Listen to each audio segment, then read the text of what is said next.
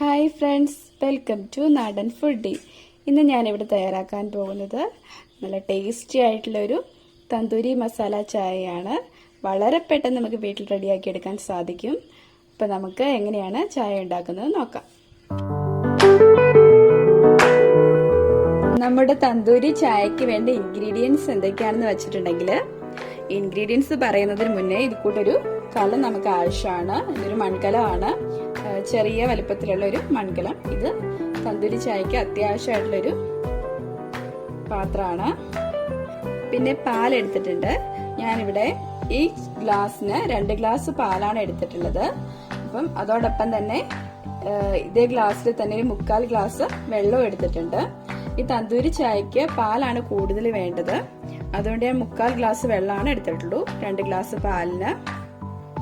പിന്നെ പഞ്ചസാര, പിന്നെ ഞാൻ 1 ടേബിൾ സ്പൂൺ ചായപ്പൊടി എടുത്തിട്ടുണ്ട്. പിന്നെ ഒരു ചെറിയ കഷ്ണം ചുക്ക് ഇല്ലെങ്കിൽ നമുക്ക് ഒരു ചെറിയ കഷ്ണം ഇഞ്ചി ആണെങ്കിലും മതി. പിന്നെ ഒരു ചെറിയ കഷ്ണം കറുവപ്പട്ട, 2 ഏലക്ക, ഒരു 4 ഗ്രാമ്പു. ഇത്രയാണ് ഞാൻ ഈ തന്തൂരി ചായക്ക് വേണ്ടി എടുത്തിട്ടുള്ള ഇൻഗ്രീഡിയൻസ്. ഇനി നമുക്ക് ചായ ഉണ്ടാക്കാൻ പോകാം. ആദ്യം നമ്മൾ എന്താ ചെയ്യണമെന്ന് വെച്ചിട്ടുണ്ടെങ്കിൽ, ഈ മൺകലം ഒന്ന് ചൂടാക്കി എടുക്കുകയാണ്. നമുക്ക് സ്റ്റവ് ഓൺ ചെയ്തിട്ട് ഈ മൺകലം നല്ലതുപോലെ ഒന്ന് ചൂടാക്കി എടുക്കണം.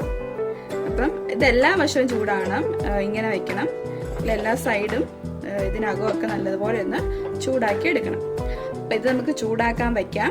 ചൂടാക്കുമ്പോൾ പ്രത്യേകം ശ്രദ്ധിക്കണം, ഇതിന്റെ എല്ലാ വശവും അകംഭാഗവും ഒക്കെ നല്ലതുപോലെ ചൂടായി വരണം. ഇതൊന്ന് ചൂടാകുന്ന സമയത്ത് നമുക്ക് ചായ ഉണ്ടാക്കാം. ചായ റെഡിയാക്കുമ്പോൾ നമ്മൾ ഇതൊന്ന് ശ്രദ്ധിച്ചിട്ട് ഒന്ന് തിരിച്ചു മറിച്ചു ഒന്ന് വച്ച് നല്ലതുപോലെ ചൂടാക്കി എടുക്കണേ.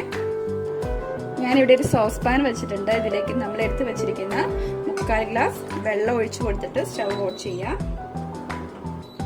വെള്ളം ഒന്ന് ചെറുതായി തിളച്ച് വരുന്നുണ്ട്. നമ്മൾ എടുത്ത് വെച്ചിരിക്കുന്ന മസാല ഞാൻ നല്ലതുപോലെ ഒന്ന് ചതച്ചെടുത്തിട്ടുണ്ട്.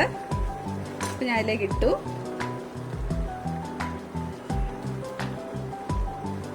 അതുപോലെ തന്നെ എടുത്തു വെച്ചിരിക്കുന്ന 1 ടേബിൾ സ്പൂൺ ചായപ്പൊടിയും കൂടെ ഇതിന് കൂടെ ചേർക്കുവാണ്. നല്ല കടുപ്പം വേണം, അതുകൊണ്ടാണ് ഞാൻ 1 ടേബിൾ സ്പൂൺ ചേർത്തിരിക്കുന്നത്. ഇനി ഇതിലേക്ക് നമ്മൾ എടുത്തു വെച്ചിരിക്കുന്ന പാലും കൂടെ ചേർത്ത് തിളപ്പിച്ചെടുക്കും. ഇത്രയും കടുപ്പം വേണ്ടെങ്കിൽ നമുക്ക് ചായപ്പൊടിയുടെ അളവ് കുറയ്ക്കാം കേട്ടോ. ചായ ചെറുതായിട്ട് തിളച്ച് വരുന്നുണ്ട്, അപ്പൊ ഞാൻ ഇളക്കി കൊടുക്കുകയാണ്. നമുക്ക് സ്റ്റവ് ഒന്ന് ഓഫ് ചെയ്തു. എന്നിട്ട് നമുക്ക് 1 പ്രാവശ്യം കൂടി ഒന്ന് തിളപ്പിച്ചെടുക്കാം.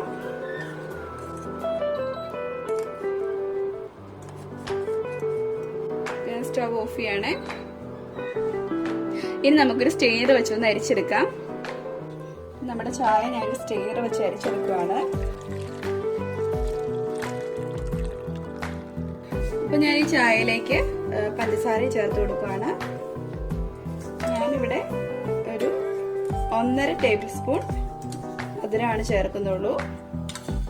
നിങ്ങൾക്ക് നല്ല മധുരം വേണമെങ്കിൽ ഒരു 2 ടേബിൾ സ്പൂണെങ്കിലും പഞ്ചസാര ഇതിൻ്റെ കൂടെ ചേർത്ത് കൊടുക്കണം കേട്ടോ.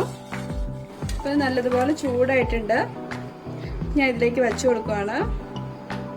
ചൂടായ കളറൊക്കെ നല്ലതുപോലെ മാറി കേട്ടോ. അപ്പൊ നമ്മുടെ ചായ ഇതിലേക്ക് പയ്യെ ഒഴിച്ചു കൊടുക്കുക.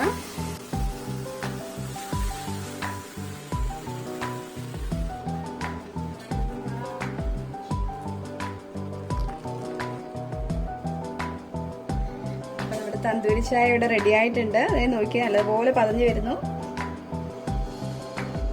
ചായ ഇങ്ങനെ തിളച്ച് നിൽക്കുക കേട്ടോ. നമ്മുടെ തന്തൂരി ചായ ഇവിടെ റെഡി ആയിട്ടുണ്ട്. നിങ്ങൾ എങ്ങനെയാണ് ഉണ്ടാക്കിയെന്ന് കണ്ടല്ലോ, നല്ല കിടിലനായിട്ടില്ലേ? അപ്പം നിങ്ങളെല്ലാവരും ഈ റെസിപ്പി വീട്ടിൽ ട്രൈ ചെയ്ത് നോക്കണം. പിന്നെ ഇഷ്ടമായിട്ടുണ്ടെങ്കിൽ ലൈക്ക് ചെയ്യാനും മറക്കരുത്.